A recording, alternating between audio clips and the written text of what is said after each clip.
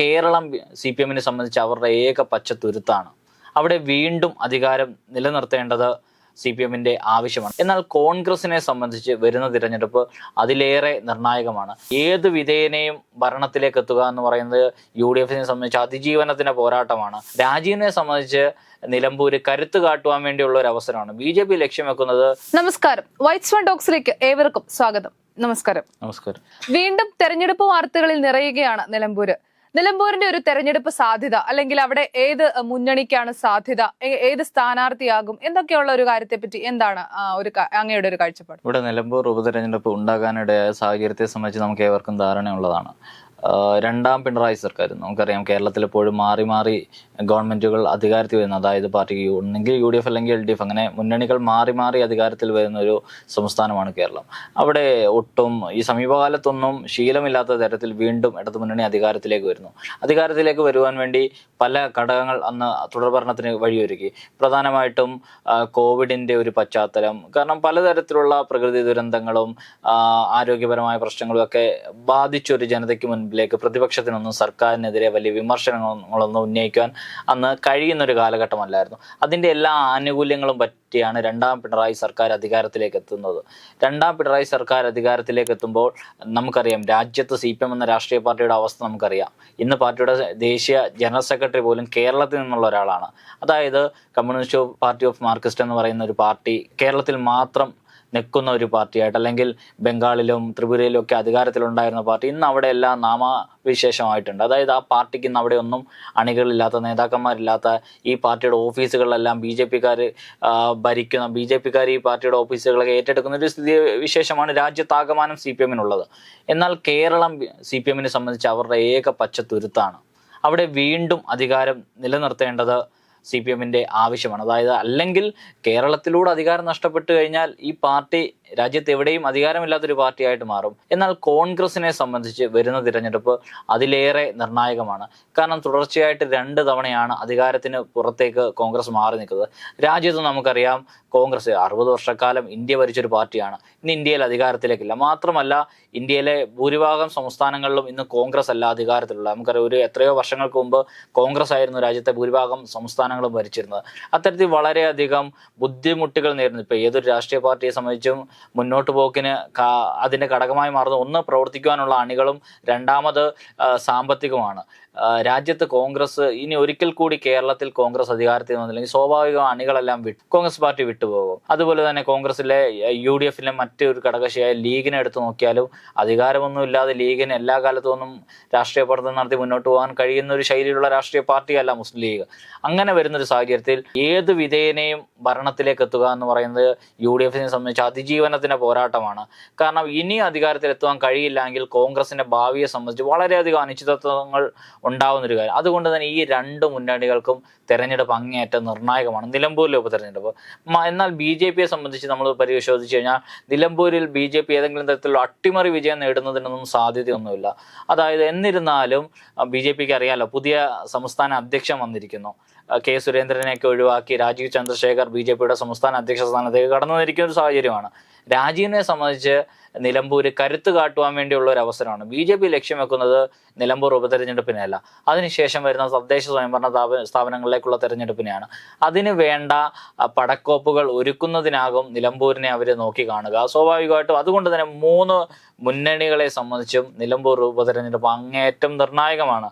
ഈ കഴിഞ്ഞ ദിവസങ്ങളിലൊക്കെ തെരഞ്ഞെടുപ്പ് കമ്മീഷനുമായിട്ട് ബന്ധപ്പെട്ട ആളുകളൊക്കെ നിലമ്പൂർ മണ്ഡലത്തിലെത്തുകയും വിവിധ പരിശോധനകൾ നടത്തുകയും ഒക്കെ ചെയ്തിട്ടുണ്ട്. അതുകൊണ്ട് തന്നെ എത്രയും പെട്ടെന്ന് ഒരു പക്ഷേ നിലമ്പൂരിലെ തെരഞ്ഞെടുപ്പ് തീയതി പ്രഖ്യാപിക്കപ്പെടും. നിലമ്പൂരിലെ തെരഞ്ഞെടുപ്പ് തീയതി പ്രഖ്യാപിക്കപ്പെടുന്നതോടെ നിലമ്പൂരിൽ മാത്രമായിരിക്കില്ല തിരഞ്ഞെടുപ്പ് ആവേശം ഉണ്ടാകുക, രാഷ്ട്രീയ കേരളം ആകെ നിലമ്പൂരിനൊപ്പം ആ ഒരു ആവേശത്തിൽ പോകുന്നതിനാണ് സാധ്യത. ഇപ്പം നിലമ്പൂരിൽ ഇപ്പോൾ ഉയർന്നു കേൾക്കുന്ന പേരാണ് കോൺഗ്രസിന്റെ ആര്യാടൻ ഷൗക്കത്ത്, അതുപോലെ തന്നെ അൻവർ പറയുന്ന DCC പ്രസിഡന്റായ VS ജോയ്.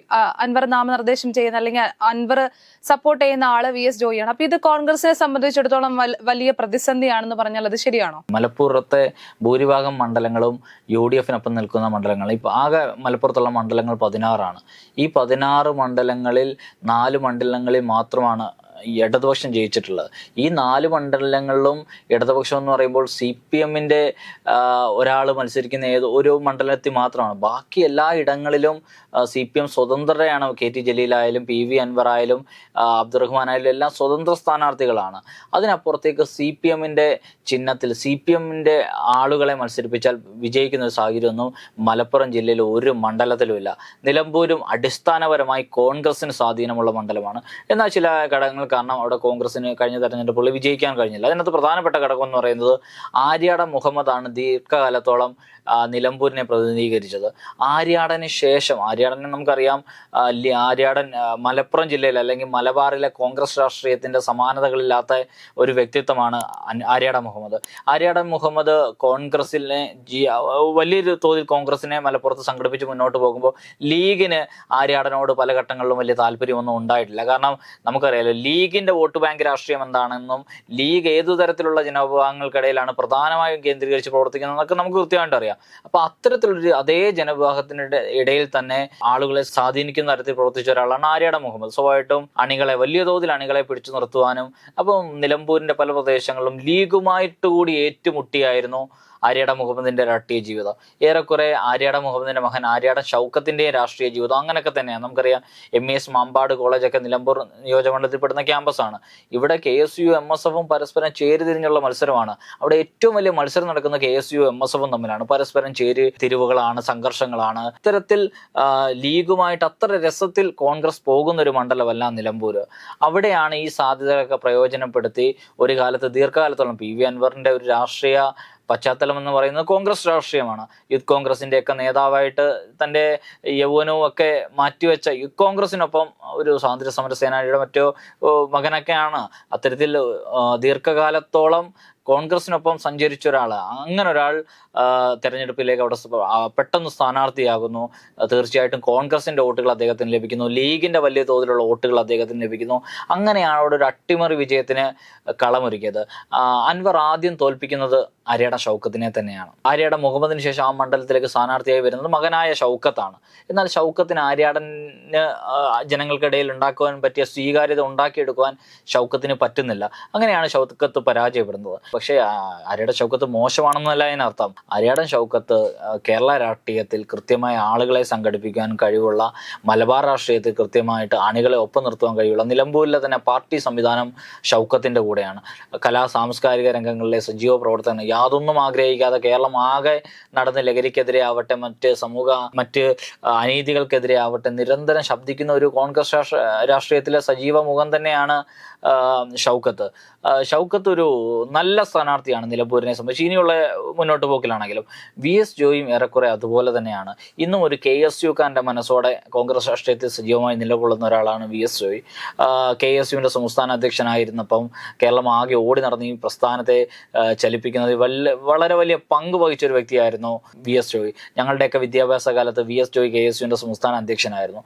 ആ കാലഘട്ടത്തിലൊക്കെ എത്രയോ സമരങ്ങളാണ്. അന്നും പ്രതിപക്ഷത്ത് കോൺഗ്രസ് തുടരുമ്പോഴൊക്കെ എത്രയോ സമരങ്ങളുടെ മുൻനിരയിലാണ് VS ജോയ് സജീവമായി നിന്നിട്ടുള്ളത്. എത്ര വിജയിച്ച സമരങ്ങളാണ്. ആ സമരങ്ങളുടെയൊക്കെ ഒരു രീതി, അത്തരത്തിലൊരു ശൈലി ഇന്നും മലപ്പുറത്തെ കോൺഗ്രസിന്റെ അധ്യക്ഷൻ മാത്രമല്ല VS ജോയ്, മറിച്ച് അവിടുത്തെ KSU-വിൻ്റെ യൂത്ത് കോൺഗ്രസിന്റെ ഒക്കെ ഒരു സമരാധ്യക്ഷനായിട്ട് VS ജോയ് മാറുമ്പോൾ VS ജോയ് എല്ലാവരുമായിട്ട് വേഗം കണക്റ്റഡ് ആവുന്ന ഒരു നേതാവാണ്. എല്ലാ വിഭാഗങ്ങളുമായിട്ട് അടുത്തിടപഴകാനാവട്ടെ, സംസാരിക്കാനാവട്ടെ, സൗഹൃദങ്ങൾ സൃഷ്ടിക്കാനാകട്ടെ, അത്തരത്തിലുള്ളൊരു സ്ഥാനാർത്ഥിയെ കോൺഗ്രസ് അവതരിപ്പിക്കുകയാണെങ്കിൽ അതൊരു നല്ല മെസ്സേജ് ആയിരിക്കും. മാത്രമല്ല അദ്ദേഹം KSU-വിൻ്റെ സംസ്ഥാന അധ്യക്ഷ സ്ഥാനത്ത് നിന്ന് നേരെ കോൺഗ്രസിലേക്കാണ് അദ്ദേഹം വരുന്നത്. നമുക്കറിയാം കാലങ്ങൾ നീണ്ടുപോകുന്ന സംഘടനാ തെരഞ്ഞെടുപ്പ് രീതിയൊക്കെ യൂത്ത് കോൺഗ്രസിനും KSU-വിനൊക്കെ ഉണ്ട്. അതുകൊണ്ട് തന്നെ യൂത്ത് കോൺഗ്രസിൽ വലിയ അവസരങ്ങൾ ലഭിക്കാത്ത അദ്ദേഹം ഏറ്റവും ചെറുപ്പമായ, ഏറ്റവും സമരാവേശമുള്ള കേരളത്തിലെ ജില്ലാ കോൺഗ്രസ് കമ്മിറ്റിയുടെ അധ്യക്ഷനാണ്. അതുപോലൊരു ഈ കഴിഞ്ഞ കാലയളവിൽ എത്രയോ ആളുകളാണ് മറ്റ് രാഷ്ട്രീയ പാർട്ടികളിൽ നിന്നും മലപ്പുറത്ത് കോൺഗ്രസിലേക്ക് ഒഴുകുന്നത്. ലീഗിൽ നിന്ന് പോലും അണികൾ കോൺഗ്രസിലേക്ക് കൂട്ടത്തോടെ ഒഴുകുന്ന കാഴ്ച നമ്മൾ കഴിഞ്ഞ സമീപകാലത്തൊക്കെ കണ്ടു. അത്രമേൽ പാർട്ടിയെ സംഘടിപ്പിക്കുന്ന എല്ലാ വിഭാഗം ജനങ്ങളുമായിട്ട് കണക്റ്റഡ് ആയ ഒരു സ്ഥാനാർത്ഥിയാണ്, ഒരു വ്യക്തിയാണ് VS ജോയ്. അങ്ങനെ വരുമ്പോൾ ഷൗക്കത്താണെങ്കിലും ജോയി ആണെങ്കിലും ആരു തന്നെ മത്സരിച്ചാലും കോൺഗ്രസ് അല്ലെങ്കിൽ UDF ജയിക്കുവാനുള്ളൊരു സാഹചര്യമാണ് നിലമ്പൂരിലുള്ളത്. എന്തായാലും നിലമ്പൂർ ഉപതെരഞ്ഞെടുപ്പിനായി മുന്നണികളും പാർട്ടികളും സജീവമാണ്. ഇനി തെരഞ്ഞെടുപ്പ് തീയതിക്കായുള്ള കാത്തിരിപ്പിലാണ്.